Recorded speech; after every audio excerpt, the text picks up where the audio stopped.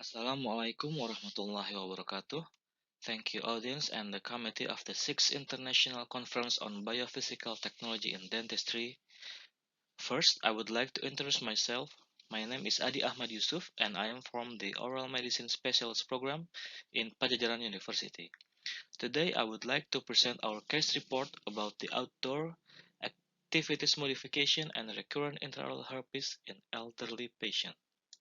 The herpes simplex virus is part of the alpha herpes virus subgroup of the herpes viridae. It is double-stranded DNA viruses that are commonly found in animals and humans. Herpes viridae viruses that are known to be pathogenic in humans include herpes simplex virus 1, 2, 3, 5, 6, 7, and 8. Data from WHO states that the Herpesviridae family has infected 90% of the world's human population. In Asia, 50% of children and 75% of adults have been infected with the HSV1 virus, and its seroprevalence increases with age. Herpes simplex virus type 1 is probably a strain of the herpes virus known to infect the area above the waist, and HSV infection lasts a lifetime. It starts with primary infection. After that, the virus becomes latent, and later it can reactivate. Reactivation of HSV causes cutaneous and mucocutaneous manifestations. Primary infections start in childhood and known as primary gingival stomatitis. HSV will reactivate stimulated by stress, menstruation, hormones, fever, UV trauma, and immunosuppressions. HSV lesions include herpes labialis, intraoral ulcerations, herpes-associated erythema multiforme, and recurrent intraocular herpes. HSV1 infections closely related to immune system, and 6 decades of life, the person starting to undergo immune aging. So, elderly patients are susceptible to reactivation of HSV. In this case report, we present a 67 years old male patient with complaints of recurrent ulcers on cheeks, lips, and tongue. These ulcers are not preceded by fever. This patient usually go to a general practitioner and are given ointment, but he forgot what kind of ointment. Patient denied history of systemic disease, history of allergy of food and drug also denied. On intraoral examination, we found several lesions, including ulcers on the left lateral tongue, ventral tongue, left and right buccal mucosa, and upper labial mucosa. In his first visit, we suspect aphthous-like ulcer with differential diagnosis of recurrent intraocular herpes. We give a medication including gargle with cynorrhea mouthwash 3 times a day, take Theragram vitamin once a day, and rinse the mouth with prednisone 2 times a day. We also consulted for a complete hematological examination, IgG HSV1, IgG HSV2, and total IgE, and we gave education about possible diseases that he is experiencing and are advised to consume food that are high in protein, vegetables, fruits, and avoid spicy and oily food.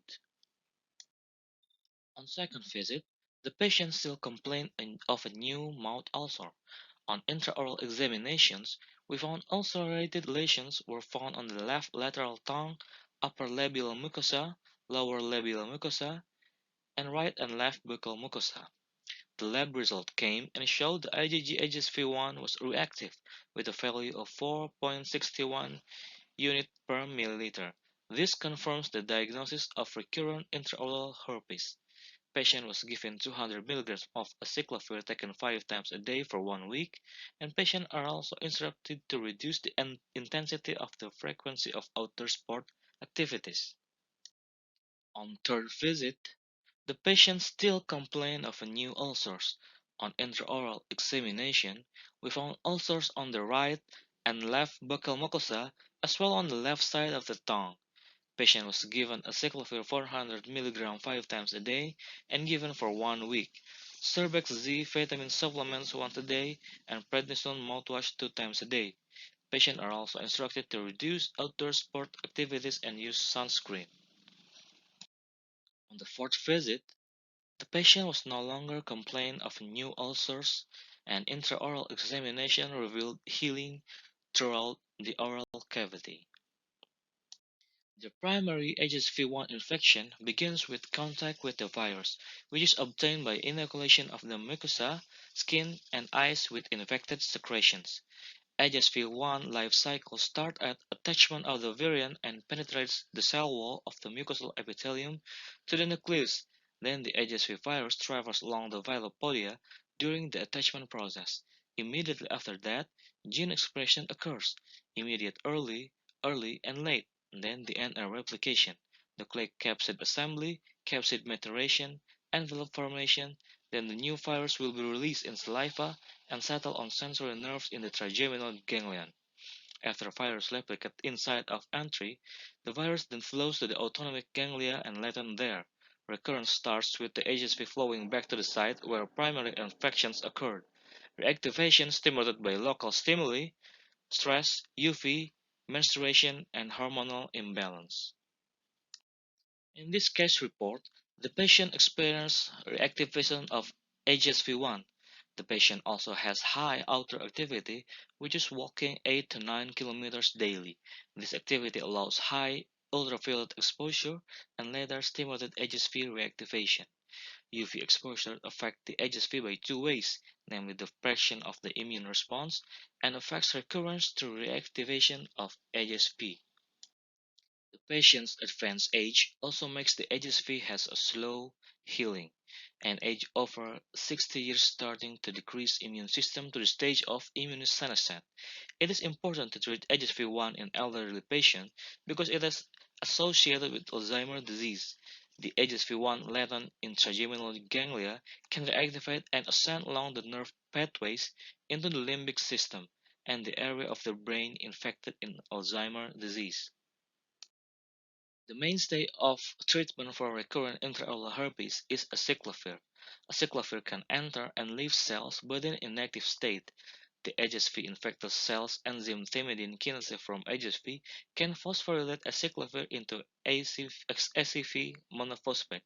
The cellular kinase converts ACV monophosphate to ACV diphosphate and ACV triphosphate. ACVTP is an active part of acyclovir and it can inhibit HSV DNA replication. In this patient, conventional recurrent intraocular herpes therapy has not been able to show maximum results. The dose of acyclovir should be increased and outdoor activity should be modified by reducing the hours of activity and instructing to wear sunscreen when doing outdoor activities. As a conclusion, treatment of recurrent intraoral herpes in elderly patients who have high outdoor activities is not sufficient with systemic therapy, but also requires good cooperation with the patient. Modifying outdoor activities by reducing the intensity of outdoor activities and always using sunscreen when doing outdoor activities can greatly help to cure recurrent intraoral herpes in this patient. Thank you for your attention. Assalamualaikum warahmatullahi wabarakatuh.